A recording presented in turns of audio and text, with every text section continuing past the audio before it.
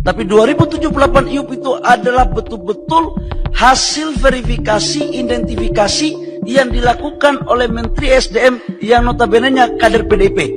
Pak Haris boleh cek itu. Kalau itu saya salah, saya siap berhenti dari Menteri. Nggak, fair aja. Enggak, saya kira Pak Menteri bukan kader PDIP, Pak. Oh, salah ya? Iya dong, kalau begitu, cabut mohon maaf. itu. Saya pikir, ya saya cabut kata-kata Karena saya. kalau soal dibilang kader, nanti Bu Sri Mulyani juga dibilang kader, Pak Basuki dibilang kader. Saya mohon maaf lah, saya dengan mengucapkan Bismillahirrahmanirrahim, saya cabut kata. Itu bohong besar.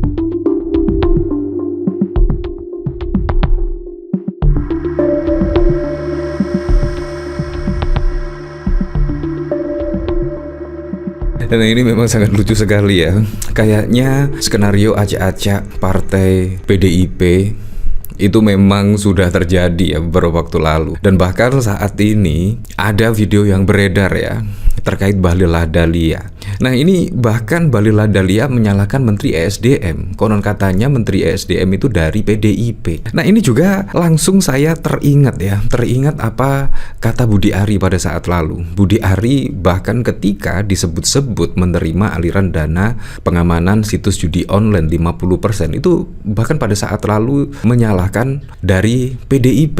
Nah ini juga sangat lucu sekali. Padahal itu adalah tanggung jawab dari Budi Ari selaku Kementerian Kemenkominfo. Seharusnya memblokir situs-situs judi online malah menjadi pengamanan. Ya seperti halnya Bahlil Lahadalia saat ini menjadi Menteri SDM. Seharusnya mencabutlah IUP-IUP yang tidak sesuai dengan peraturan perundang-undangan dan lain sebagainya dicabut, tetapi malah juga menyalahkan Menteri SDM konon katanya dari PDIP. Dan itu pun juga langsung disemprot oleh anggota DPR yang lainnya. Ternyata Menteri SDM yang disebut Bahlil Lahadalia itu bukan dari kader PDIP. Kenapa juga harus menyerang PDIP? Ini kan sangat wow sekali. Menyerang PDIP. Ini menurut saya sama halnya seperti apa yang dilakukan oleh Budi Ari. Nah, dari statement menteri-menteri dari Pak Jokowi ini seperti halnya Bahlil Lahadalia, ya kalau Anda lihat kan memang loyalis dari Pak Jokowi ya, Budi Ari juga. Itu juga menyalahkan PDIP. Kan ini sangat lucu sekali. PDIP itu tidak ngapa-ngapain, tidak berbuat apa-apa, disalahkan lagi-lagi PDIP. Ini sangat lucu sekali. Seperti ini video dari Bahlil Lahadalia. Itu bohong besar. Akibat bohong itulah kemudian datanya rusak kayak begini. Dan saya sudah tantang mereka. Dan saya bawa itu ke Dewan Pers. Karena 2078 IUP bukan ditentukan oleh Satgas berdasarkan Kepres nomor 1. Tapi 2078 IUP itu adalah betul-betul hasil verifikasi, identifikasi yang dilakukan oleh Menteri SDM yang notabene-nya kader PDIP. Pak Haris boleh cek. Kader PDIP. Kalau itu saya salah, saya siap berhenti dari Menteri. Nggak, fair aja. Enggak, saya kira Pak Menteri bukan kader PDIP, Pak. Oh, salah ya? Iya dong, kalau begitu, cabut mohon maaf. itu. Saya pikir, ya saya cabut kata-kata Karena saya. kalau soal dibilang kader, nanti Bu Sri Mulyani juga dibilang kader, Pak Basuki dibilang kader. Saya mohon maaf lah, saya dengan mengucapkan Bismillahirrahmanirrahim, saya cabut kata. Itu bohong besar. Ya seharusnya mundur dari menteri ya. Kenapa sih dikit-dikit salah PDIP, dikit-dikit yang dituduh PDIP? Kalau kita lihat loyalis dari Pak Jokowi ini ya, Budi Ari pada saat lalu ketika ada fakta persidangan yang mengaitkan Budi Ari menerima aliran dana judi online 50% terkait pengamanan situs judi online, itu bahkan juga menyalahkan PDIP lagi. Ini sangat lucu sekali. Ini bahkan dikomentari oleh Yanti. Ketika Bahlil ditegur DPR atas izin tambang, Bahlil bilang siap mundur jika salah dan dia langsung mengkambing hitamkan PDIP. Tapi ketika dijawab DPR kalau bukan kader PDIP yang beri izin, Bahlil hanya meminta maaf, nggak jadi mundur Pak. Ini memang video pada tahun 2024 yang lalu ya, video sangat lama sekali, tetapi saat ini sangat relevan sekali karena pada saat lalu juga Pak Prabowo mencabut izin setidaknya 4 perusahaan terkait pertambangan nikel di Raja Ampat. Bahkan juga tambang-tambang nikel ternyata banyak sekali di Raja Ampat. Dan konon katanya bocoran dari Tempo itu ternyata ada jaringan Bahlil Lahadalia. Wah, kurang lebih seperti itulah. Dari sini saya juga penasaran sih, kira-kira komentarnya seperti apa ya. Dari Residivis karena Budi Judel nuduh PDIP, sekarang Bahlil nuduh PDIP juga. Kayaknya semua budak-budak Mulyono di kabinet dendam banget sama PDIP. Padahal yang berkhianat kan Mulyono, kok yang jadi sasaran PDIP? Sudah tapi belum. Iya, sangat lucu sekali ya. Padahal yang setidaknya bermanuver, berkhianat itu adalah Pak Jokowi. Tetapi kenapa ya loyalis Pak Jokowi itu menyerang PDIP? Seharusnya kan bersimpati lah kepada PDIP, karena PDIP pada pilpres, pada pilkada itu dihajar habis-habisan. Tidak kurang-kurangnya ya menghajar PDIP, tetapi juga masih menjadi partai populer di Indonesia. Kan semakin gregetan kemungkinan ya. Ini dikomentari oleh Rohta. Janji siap mundur kalau salah. Begitu terbukti salah malah cukup minta maaf. Kambing hitamnya udah disiapin tapi nyalinya belum siap ikut pergi. Bilangnya kesatria.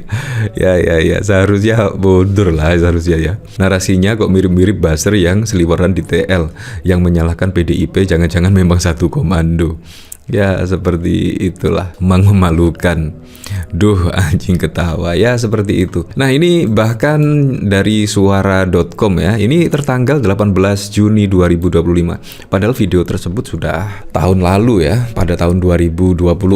Siap mundur jika salah, video Bahlil disemprot DPR imbas tuding menteri kader PDIP viral lagi. Oh, viral lagi. Di tengah polemik tambang nikel di kawasan Raja Ampat, Papua Barat Daya masih menjadi sorotan publik. Beredar potongan rekaman video yang menampilkan Menteri SDM Bahlil Lahadalia yang memberikan izin usaha pertambangan IUP dalam rapat dengan DPR RI. Rekaman video Bahlil sempat viral di platform X usai dibagikan ulang oleh akun DS Yanti pada Selasa 17 Juni.